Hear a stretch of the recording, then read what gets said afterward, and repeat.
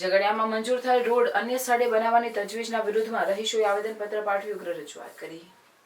ઝઘડિયાના સુલતાનપુરા વિસ્તારની 7 જેટલી સોસાયટીના રહીશો છેલ્લા 30 વર્ષથી સોસાયટીને જોડતા સુલતાનપુરાથી અંધકાર કાચલા ગામના રોડ બાબતે હાડમારી ભોગવી રહ્યા છે। અત્યંત ખાડા ખાબોચિયાવાળા રોડના કારણે સોસાયટીના રહીશો તથા તે રોડ પર આવેલ આઈટીઆઈના વિદ્યાર્થીઓ ગૃહિણીઓને ભારે હાલાકીનો સામનો કરવો પડે છે।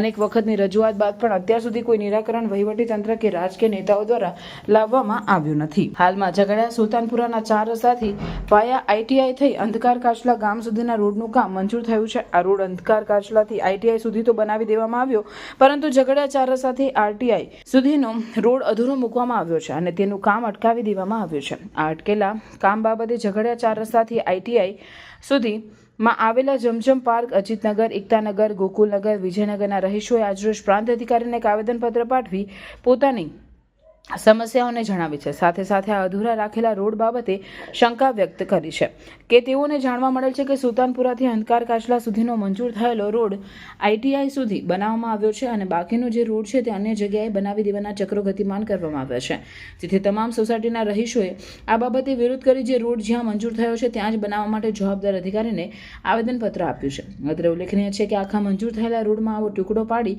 તેને અન્ય જગ્યાએ બનાવી જાણી જોઈને આ સોસાયટીઓના રહીશોને હેરાન કરવાની કોઈ રાજ રમત રમાઈ હોય તેમ જણાઈ રહ્યું છે।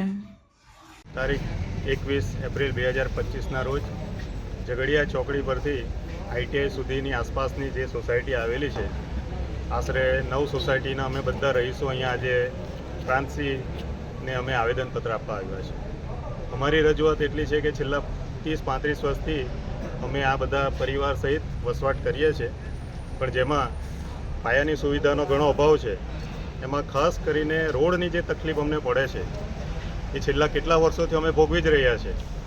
હવે ફરી પાછું જ્યારે આ ચોમાસું આવી રહેલું છે, 2 મહિના પછી વરસાદની સિઝન છે, આ સિઝનની અંદર અમારે 1-1 ફૂટ ઊંડા ખાડામાંથી પસાર થવું પડે છે।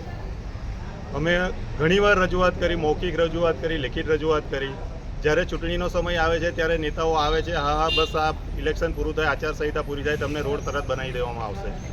મંજૂર થઈ ગયો છે ત્યાં સુધીની અમને આમ મૌખિક કીધું છે કે તમારો રોડ તો મંજૂર થઈ ગયો છે, તે છતાં પણ ખબર નહીં એ રોડ મંજૂર થયો છે કે નથી થયો ખબર નથી, પણ તેમ છતાં પણ અમે ઘણી મુશ્કેલ પરિસ્થિતિમાંથી પસાર થઈએ છીએ। તો આનો કંઈ નિવેડો આવે, એનો કંઈ રસ્તો નીકળે એટલા માટે અમે આજે આવેદનપત્ર આપવા આવ્યા હતા। મેડમે અમને સારી રીતે આવકાર્યા છે અને કીધું છે કે તમારી રજૂઆત અમે આગળ મોકલીશું અને યોગ્ય ન્યાય મળે એ રીતના આગળની પરિસ્થિતિમાંથી અમે પસાર થઈશું।